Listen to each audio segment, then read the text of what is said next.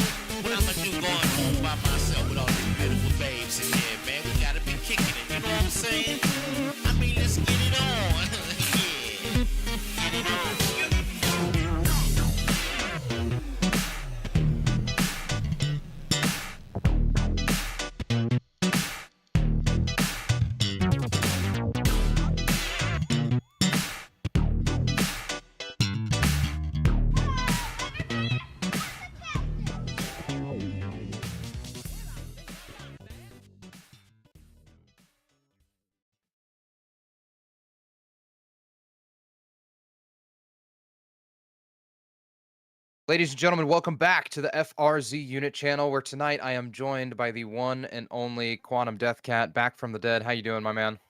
They brought me back from my old folks' home for this. I can't believe it.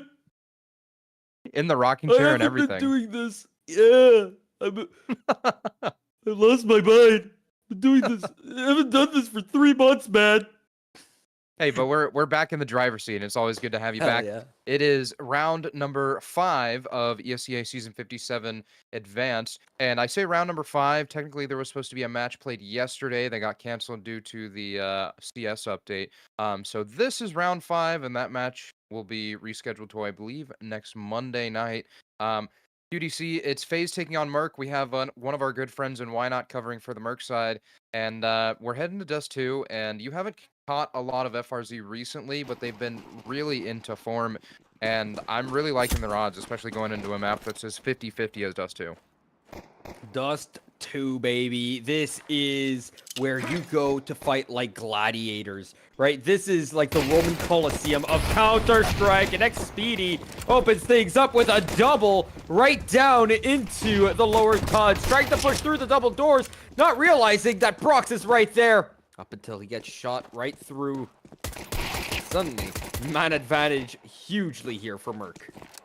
Yeah, MERC are already rotating towards this B site. Toasty's tucked back site and has made his presence known, so he's able to convert 1 kill onto Aaron's Fury. Toasty chopped down like a tree, though, leaves Jackro in the 1v3, and this is all but unwinnable for me. Oh, here we go here at 1 on 3 with no health. Literally, like, the impossible scenario. What? I mean, Zywoo's done better, right? Like, he had a 1v5 with 9 HP, right? I was a little bit more shocked at the flashbang, but he did, yeah. Zywoo definitely did. Yeah. But unfortunately, QTC, we're not watching Zywoo in the flesh today. We're watching FRZ. Like I said, we have Brox, Toasty, Sharpie, Jackro, Jenny. And actually, FRZ is heading to LAN this week. I believe travel day is either tomorrow or the day afterwards for them. I, myself, am heading out to Vegas starting tomorrow. I'll be meeting up with Coach Jeff LaFlavor in the Houston airport. But round number 2 is off to a great start. Val's found a kill with the scout down bottom mid. Sharpie's applying this pressure with the P250 and does dink XPD down to 8 HP with a great deal of damage done early on in round 2. And look at this retrieval mission as well. They get that Mac 10 out. Oh, Sharpie through the smoke. And that is another kill in the feed. It's a 4-on-3 man advantage, but the guns not favoring still. I'm almost interested in that boost they were cooking up in upper tons. Toasty boosting up Sharpie, but a little bit of a retreat from Speedy. Leads him right back into T-spawn, and Toasty separates heads from shoulders. Val's left with the scout to try and recoup this bomb, but the scout shot doesn't connect early on, and he's now being ran down by the upgraded pistols of FRZ. And with the conversion, it leaves Celery in familiar territory that Jackro once was in a 1v4, but he definitely has the firepower to be able to do so. So you're saying that Jackro isn't Zywoo, but is Celery? Maybe the next coming of Zywoo? We do need a new NA talent to upcome in the NAC. First kill goes his way, but no Zywoo. I mean, it's a little bit more expected, right? He has a Galil. He's against low HP players who only had upgraded pistols and found a scout, found a Mac 10. And so I think there was a possibility that he came out on top of that, but considering that the crossfires that FRZ had towards Suicide and towards T-Spawn were already established, I didn't see much of a foot entry into that round. But Brox does get recycled that scout in hand. We've talked about him multiple times this season in QDC, how, I mean, you know this from last season, he's an absolute menace with any scoped weapon, whether it's the scout or the AWP. And maybe looking to press that agenda a little bit more as MERC get prepped up for this B hit, and the utility might be a little bit delayed with the smoke, but I'm interested to see if they continue to try and burst through this. Already really early on in the round, but they want to push through this right into the waiting arms of Jenny. And look at the damage dealt. Look at the kills in the feed. And Jenny pulls down the line. However, Sharpie, not good for any. Toasty there as backup, cleans up a shop. That could have been scary as Toasty wasn't there down mid to help things out in the end. Yeah, and Sharpie with a rare whiff of the M4 spray, but is able to recoup thanks to Toasty. As you mentioned, Jackro currently still sitting on the donut, but I definitely feel like going into their, weekend at LAN, this is a win that they'd want to be able to pull off in dominant fashion. I think this will be the start of their momentum and really start to push them. I mean, there's a lot of great opposition that they're going into LAN to face against this weekend. We see the top, I believe it was 5 DRS invites, being NRG, M80, Boca. Wildcard wasn't invited. NRG, I believe, was invited, but declined the invite and then later purchased a ticket. But we're seeing a mid-push from Brox that really gives me some energy. Here it comes, up and over the catwalk wall. Oh, what a shot by Val. Get things up started. However, MERC, you're unlikely to find anything else as Val dead, and so is Aaron. 3-1. 3-1. QDC, you missed it. I believe it was last week. We watched a production. You'll have to remind me. The Wonderful Exploding. We watched, what, a 20-minute game coming from FRZ? Something like that? Wow. Yeah, 20 minutes sounds right. We were in our pre-show, of course, for around 10-15 minutes. 20-minute game time. We had our interview afterwards, which QDC, you'll get to be a part of this time. We've started doing interviews for FRZ. And Jenny, maybe not finding his footing early on. Dropped down to 8 HP with the AWP shot from Val, but the mid exchange is happening, and Speedy goes 1-for-1 with Brock. Sharpie's able to clean up the scraps. And already, FRZ with one more man advantage and have put MERC onto the back foot. The gap is open towards long, though. Sharpie is the only reason why Brox is alive here and able to get out of lower tons. Beautifully played. And now he's able to rotate back towards the A bomb site where he's now waiting with this scope and CT spawn. Celery could walk right into the trap laid here by Brox as, well, he will get that first. Brox now confirming that there's a player here, but he walks into Val's trap. Oh, fell for a trap card, expecting the other player to fall into his. Jackro left alone in a 1-on-3. Another one this time around. He's got the weaponry, however, he might not have the will to go for it.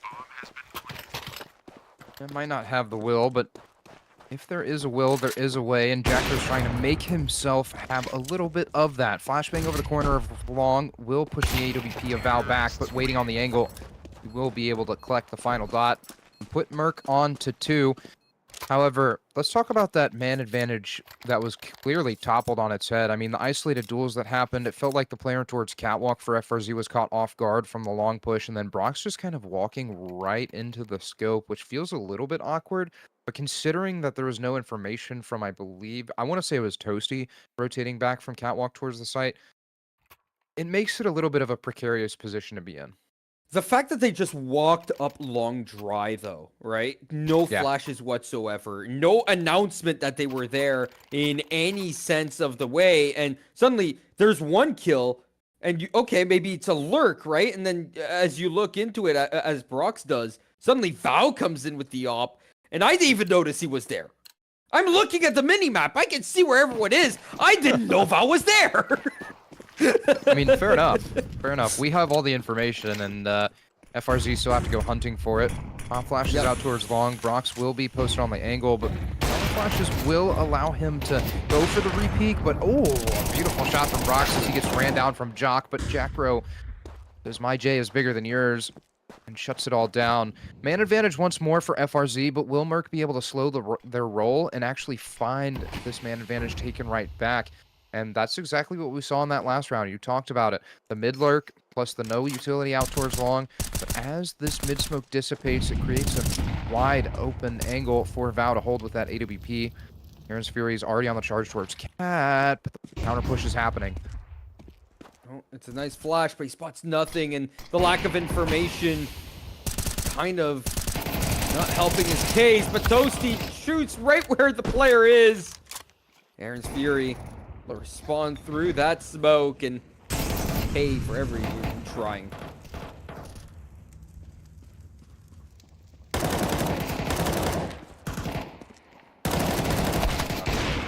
Can't find that fight. He will go down with the ship here. Now suddenly it's a 2-on-2. And this is a tough one for Sharpie and Jenny to piece together. Yeah, definitely a tough one. Mid to B smoke does land, and the grill spray narrowly misses its mark, but Jenny's able to go activate out from behind the doors, does find the kill, and Sharpie spamming through the smoke with the grill will collect the final one. It's 4 rounds on the board for FRZ, and QDC, there's been a little bit of a patch push today in Counter-Strike where I want to quote this, but I don't want to quote it wrong, but they were talking about how the recoil animations feel a little bit more like CSGO. However, the bullet trajectory still feels like Counter-Strike 2, and I'm almost wondering if that's playing a bigger effect to the CT side than it is the T side. I mean, we're seeing some crisp shots hit from the AK-47, but not necessarily the M4s. And so whether or not that's FRZ still warming up into this map, or the slight change to that recoil and that model animation, that'll be the next question for me. I mean, definitely over the last couple of updates, we've seen a lot of changes. What a shot by Celery! Goodness gracious, that Deagle screaming like it's an AK. But it's only 2, and as beautiful as they are, Jarko and Jenny still up alive and kicking, and Aaron's Fury, they need to do something special here with this op in hand. He's gonna jump up. No, he's done. He's still gonna go for the fight. Spots that first, has no idea where the other is. He will plant this bomb down. Jenny gets up close, hasn't made a sound yet, but the peek, not in time, and the shot not quick enough. Bomb will be defused, 5-2. And it felt like a little bit of a rush play from Jackro up ramp. Felt like he could have taken his time for Jenny, but at the same time, that early peek did buy an opening for Aaron's Fury to start questioning where Jenny was going to come from, but the AWP being recycled back into Brox's hands will make this an ever more consistent round from the side of FRZ. Tack timeout from MERC, though, comes to fruition, and I'll be interested to see if they're actually going to change up their pace in terms of taking that mid control, trying to take long, or if they kind of fall back to where they were early on in this map and try to hit that B site, because that's something we haven't seen outside of those first 2 rounds. And I almost feel like they could have some success, considering that they have a better firepower, because the last time they went B, they had nothing but upgraded pistols, and Jenny was just able to spray away through that upper tunnel smoke, and it resulted in an FRZ round win. So whether or not they'll rely onto what felt like it worked a little bit better than mid will be on to the table. Top of that, they do have a B spawn, right? So it might be a good call to make. At the same time, they obviously don't have to rush. It seems to me like they are just looking to be down in the mid for now and take things slow. Grenade a little bit too shallow from Brox, won't get any visual, but the HE grenade towards Catwalk does drop Celery down to 63 HP. The full line flash does get him down, and Celery will hit the floor. Jock's immediate with the trade. Already, it feels like MERC are more often than not finding themselves in 3v4 situations. And that is what feels like their downfall at this point in time, is giving up these frags super early on into the round. And that allows FRZ to really bolster down these sites. And you can already see that reaction coming in from FRZ. The mid to B smoke has been dropped. They have a smoke into upper B, so they don't necessarily have to worry about tunnels lurk until about 10 more seconds. But all eyes for FRZ are out mid. Oh, beautiful shot by Brox. Opper on Opper violence. And the B site closed for business. Nothing you could do here, and Jock needs to run away.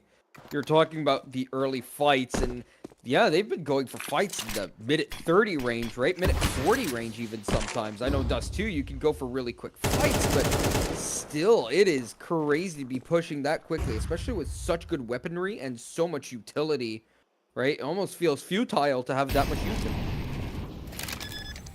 I 100% agree. 20 seconds turns into 40. Jock has a 1v3 on his hand.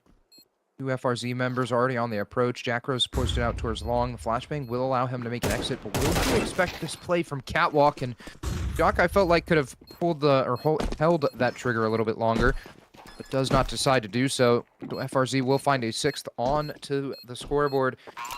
And this feels good from FRZ, especially going into this LAN weekend that I sound like a broken record talking about. Maybe it's because I'm so excited for it. But FRZ nonetheless, this is a great warm-up match for this weekend. And considering that Coach Jeff LaFlavor hasn't had to spit any bars into the ears, kind of speaks a great deal on how this team is all on the same page right now.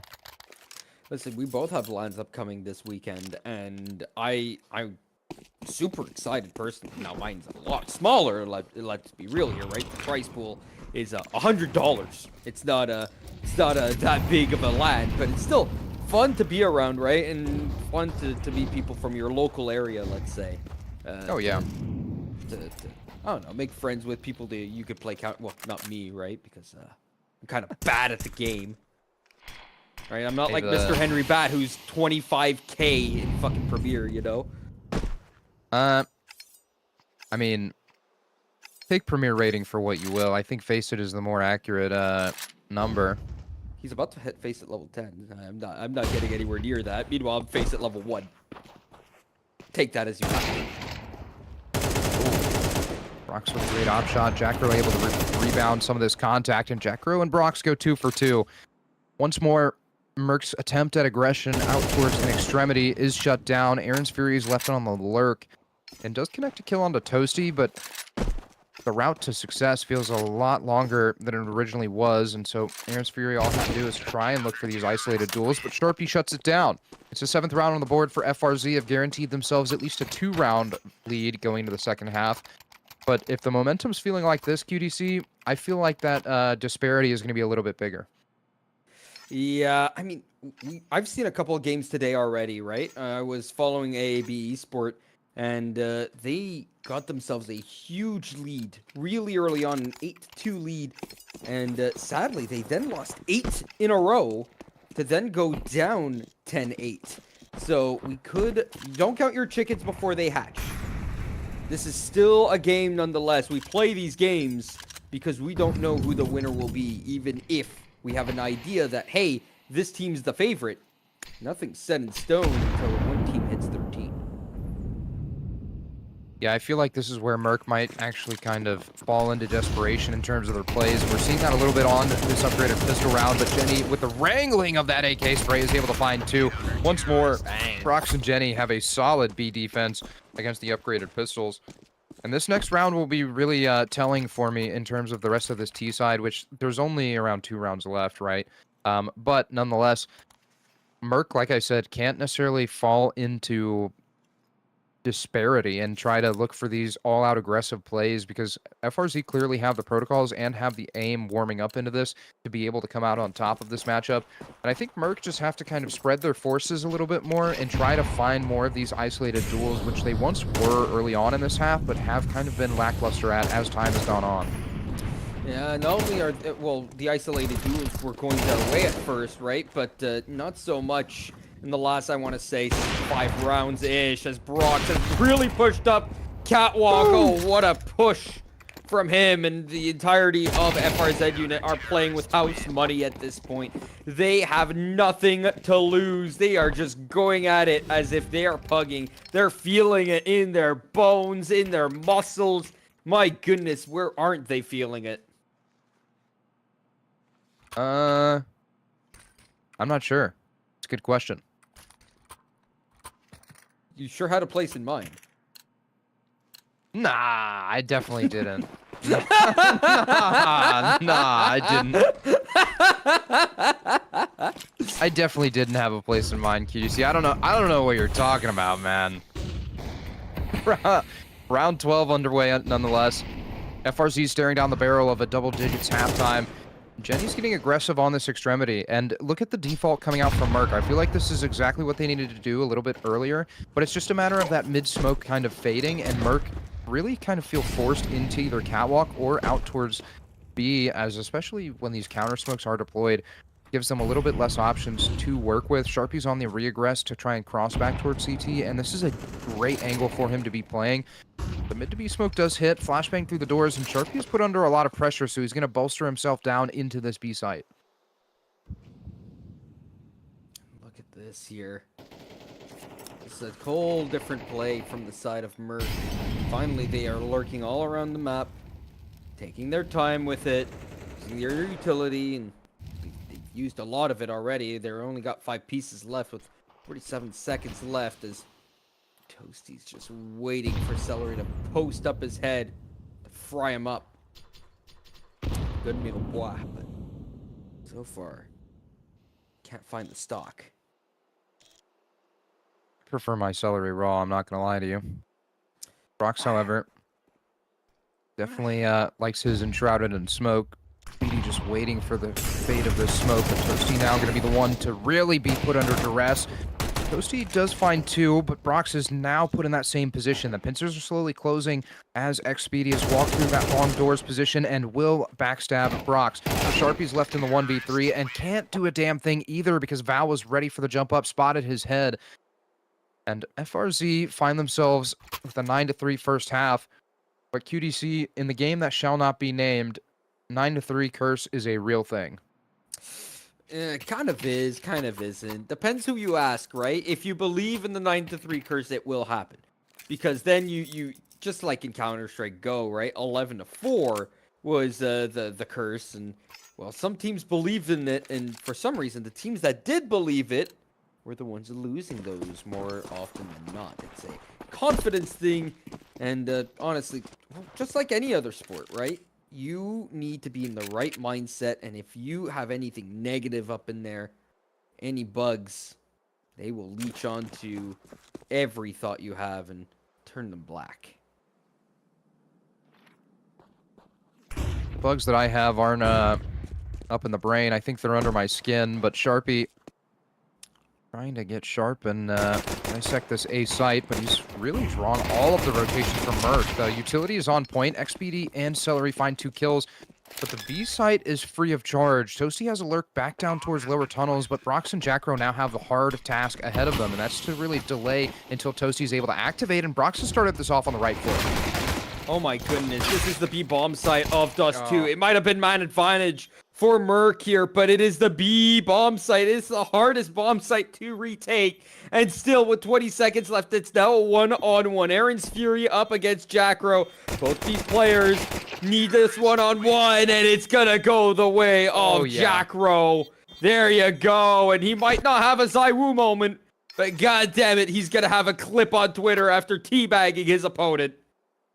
Yeah, I usually say a little bit of salt and pepper on top of that one, but more so some tea in the bag and tea dipped in the water. I mean, dang, yo, Floating just brought up a good point.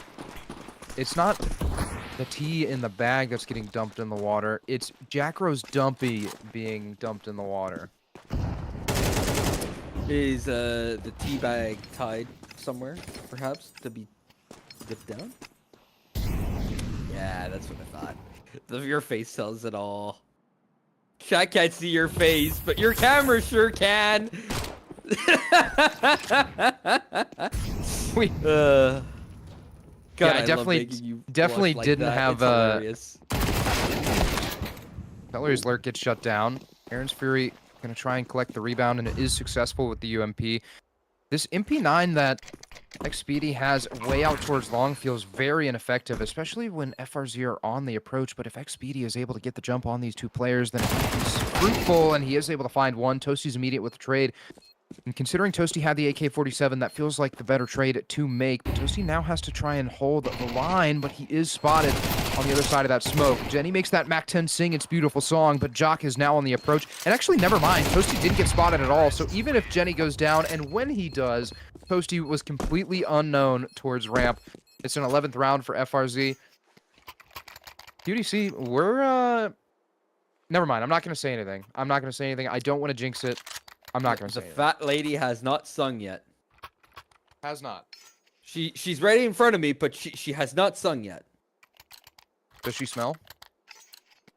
I hope not. Emphasis on hope.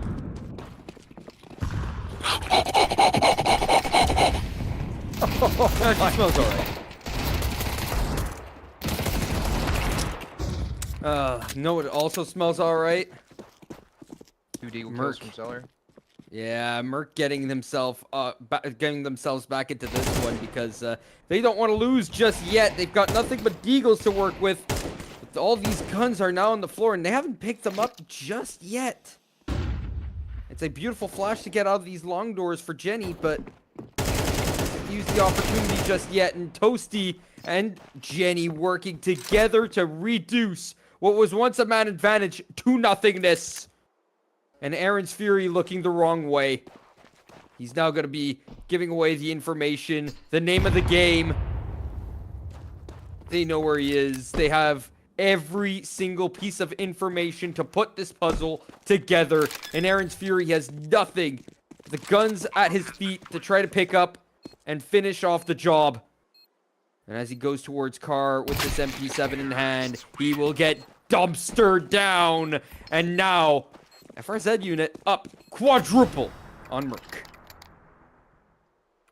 Yeah, I mean, I think the real deficit from MERC in that specific round was for them to not pick up the rifles or the SMGs, whatever it was that was dropped at the feet out towards long. They had a great initial defense. We saw Celery and Speedy find kills of their own, and there was an opportunity for them to recover the rifles, but I feel like the pressure that FRZ has been applying very early on doesn't allow them to actually feel comfortable in going for that recovery.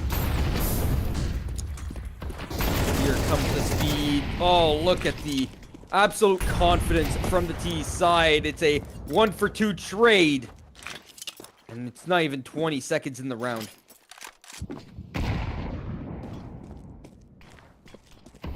And slow down as FRZ unit want to savor this last round. Or what should be the last round. Yeah, you can see MERC getting a little bit uncomfortable towards bottom mid. Aaron's Fury and Celery. Celery going to start rotating towards the B site, and even the AWP of Val is starting to make a rotation. So if Sharpie's able to just kind of maintain his position and not reveal anything too early, then he will find success in at least catching some of these rotating players. But the smoke thrown across towards CT to cover the tracks will make him start leaning back towards this A site, but Aaron's Fury is going to be the first one to reveal position and show face. But FRZ on our very delayed long take, so you can already see Celery is having hesitations on whether or not he wants to continue with his rotation. He will finally make the call. 3-on-3 now as Val gets the shot. Sharpie alert from the back. However, Val continues his shooting, and he plucks them out of the sky like ducks. A 1-on-2 here for Brooks. Up the upper here, and the jump up doesn't find anything but information. Oh, what a spray transfer. Gets both headshots, and it's a 13-3. FRZ unit clean up house as easy as that. Mercenaries, nah.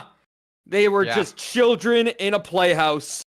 Yeah, children in the playhouse indeed. FRZ, however, move on to 4-1. And QDC, this is the part where you haven't been a part of yet. We're going to send it to a short break because we have some words being shared from the wise words of Simon Sharpie Taylor after a quick break, so don't go anywhere.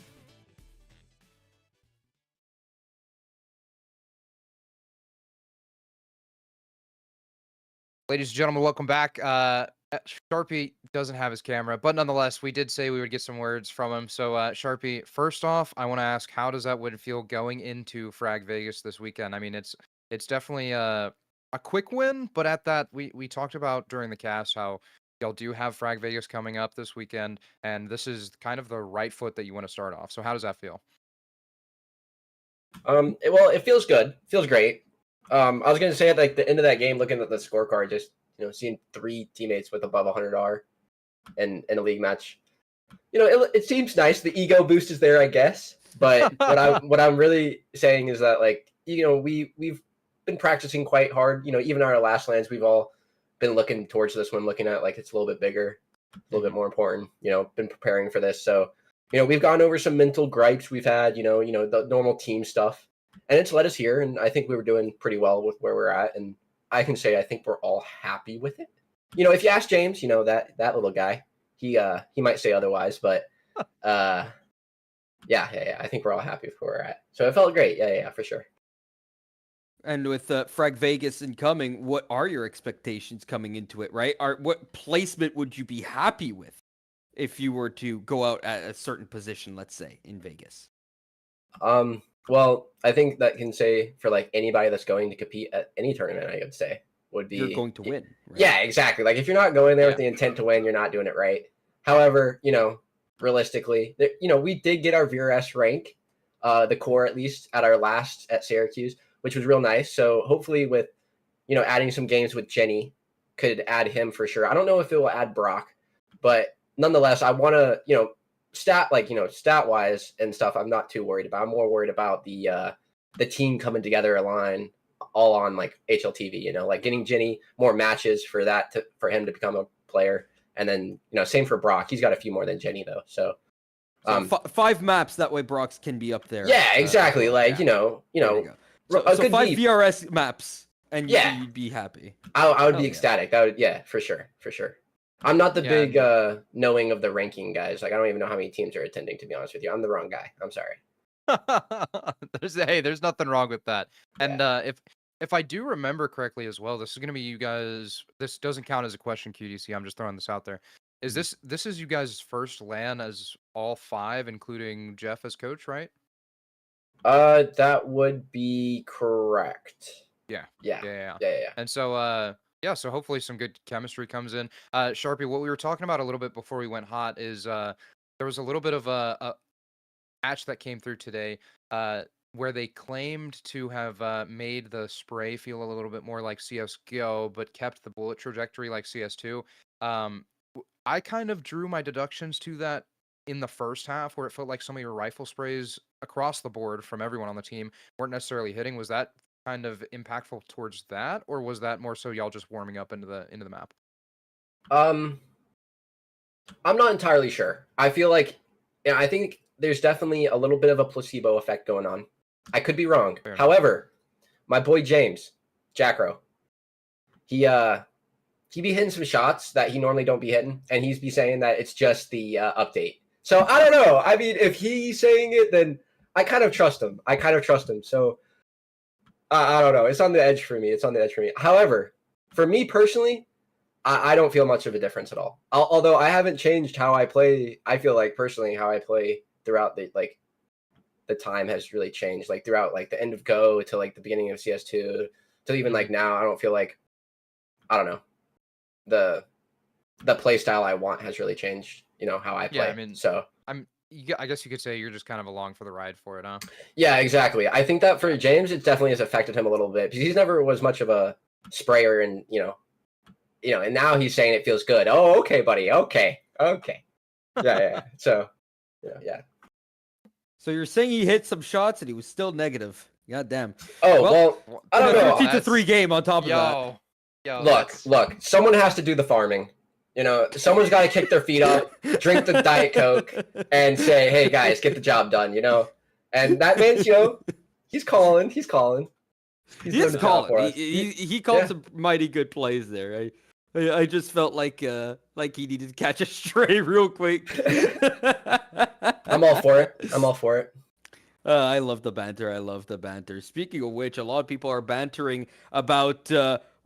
I guess we were wrong about the update to magazines. Do you admit that you were wrong about the update to magazines?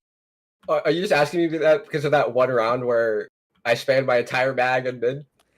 Listen, not only did I write it down because of that, I specifically wrote down that the round specific. And so you do realize I spend all of my bullets, right? The man crosses long. I have my knife out. I pull out my gun with like 8 bullets left, and I still kill him, right? You did see that, right? Okay. Yes. So long story short, it didn't really matter. But yeah, I picked up the Galil. Hey, it happens. Sometimes you gotta lay down shots. Okay. Doesn't matter if the shots hit. It's about like, oh, there's one mid. Everybody, look, there's one mid. Oh no. It's all about the chaos you cause. So fair enough. You're not saying you were wrong, but you're not saying you were right. I might have had a few more bullets, but that guy still would have been dead at long. You know what I mean? It ended up not mattering. You know, Okay. that's my point. That's my point. All right, and then Okay. Sharpie, before we send you off, is there anything you want to say to everyone watching at home? To be honest with you, this one, I'll re-out this for you, Blaker. Don't worry, I got you for this one. But like, all we need to do is lock the fuck in, and we got this shit. Okay? I'll come back with you. I'll see you at Vegas. We'll Yeah, see you how will. it goes. Exactly. Yeah. Exactly. You'll hear it from me there too. Don't worry, buddy. Don't worry. Yeah. Hey, I'm not voting against you guys. That's all I'm saying. So I don't need any harsh words towards me. You already know that I'm a fan of FRZ. But for the here and now, Sharpie, thank you for answering some questions. We're gonna let you get back into that team speak because I know damn well y'all are about to go watch that VOD back, watch the demo, and get some last minute studying in before your travel day. So once again, Sharpie, thank you. Yeah, thanks for having me. I love the cast from you too as well. So thank you so much. Hope you guys have a good night. Thank you. Much love. Absolutely. Peace. All right, and so with that, like we talked about earlier, FRZ find themselves at 4-1 in ESEA Season 57 Advance, and now have the travel to Vegas to be able to see if they're able to pull it off on LAN, which I'm very excited for. QDC, I kind of touched on it in the interview that this is going to be the first showing, I guess you could say, with all 5 members of the roster, including the coach and Jeff LaFlavor. So I really have some high hopes for them in terms of making it to that stage 2, and maybe even putting up some great results against some of these top tier teams like NRG, like M80, like Wildcard, like Foca. I mean, the list goes on for the teams that are going to Vegas. So I have my hopes for them. I think they have their hopes as well, right? As he said, every team goes to a tournament to win, right? You don't go there to lose. You don't go there to have your ass kicked. You go there because you think you can win. You are a competitor, right? No matter what odds are stacked against you, right? And I mean, I wouldn't be surprised if, say, they take a map off of NRG, right? I could see it happening. Could I see them winning the tournament? Listen, maybe in a dream, but all that to say that it can happen. Right? And there are players whose dreams do come true, right? There are surprise upset tournaments all the time. Not too often, but listen, I know of a couple. I've casted a couple. I've followed some teams who I felt should not have won games that came out on top like 13-0, 13-0. How'd they even do that, right? And I can imagine it happening. Listen, man, if you could dream it, it can become reality. Absolutely. So, without further ado, ladies and gentlemen, that is going to be it from us over here on the FRZ unit channel. My name is Blakert. I shouldn't say as always, but QDC, it was great to have you back from the dead and have you on the mic again. It's been a while since I've heard your voice, so it's great to be able to cast with you again. And if you're looking to follow along with FRZ unit as they flow through their LAN tournament, make sure to check out kick.com/frag starting Friday at 1 p.m. Central Time, I want to say, is the start time. I could be completely incorrect with that, but make sure you follow FRZ on Twitter. They'll be posting all the updates, and our next officially scheduled ESEA advanced match for FRZ unit will be Monday, April 27th at 7:30 p.m. Central Time, 8:30 p.m. Eastern. So, we will see you then.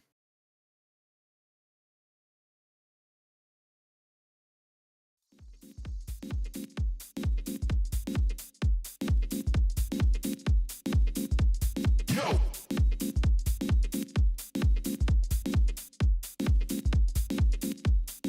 You better watch your back.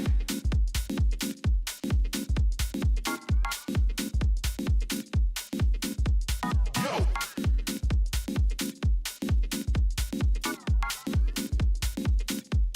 Yo, you better watch your back.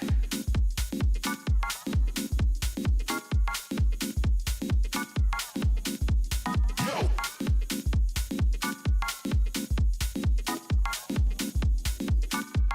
Yo, you better watch your back.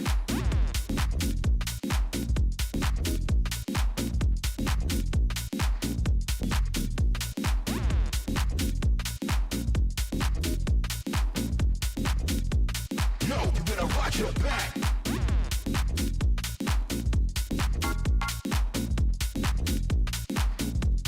Yo.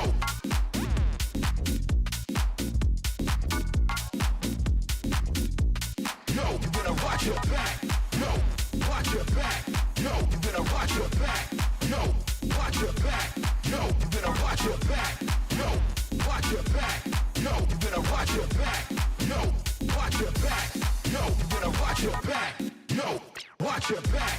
Yo, you better watch your back. Yo, watch your back. Yo, you better watch your back. Yo, watch your back. Yo, you better watch your back. Yo, watch your back. Yo, you better watch your back.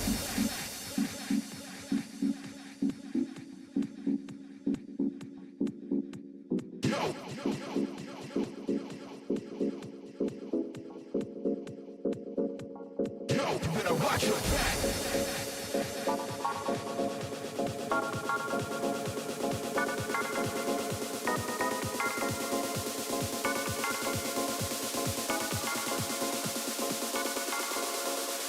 Yo, watch your back. Yo, you better watch your back. Yo, watch your back. Yo, you better watch your back. Yo, watch your back. Yo, you better watch your back. Yo, watch your back. Yo, you better watch your back. Yo, watch your back. Yo, you better watch your back. Yo, watch your back. Yo, you better watch your back. Yo, watch your back. Yo, you better watch your back. Yo, watch your back. Yo, you better watch your back.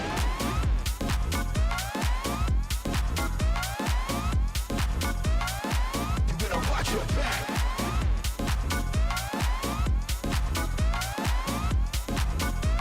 Yo, you better watch your back.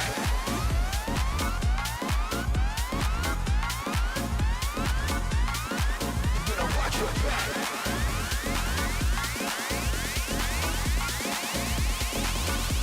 Yo, you better watch your back.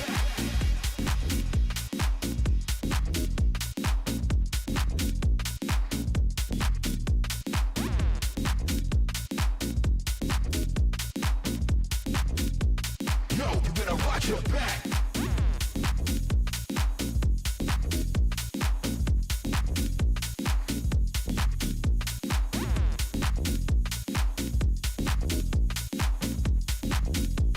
Yo, you better watch your back.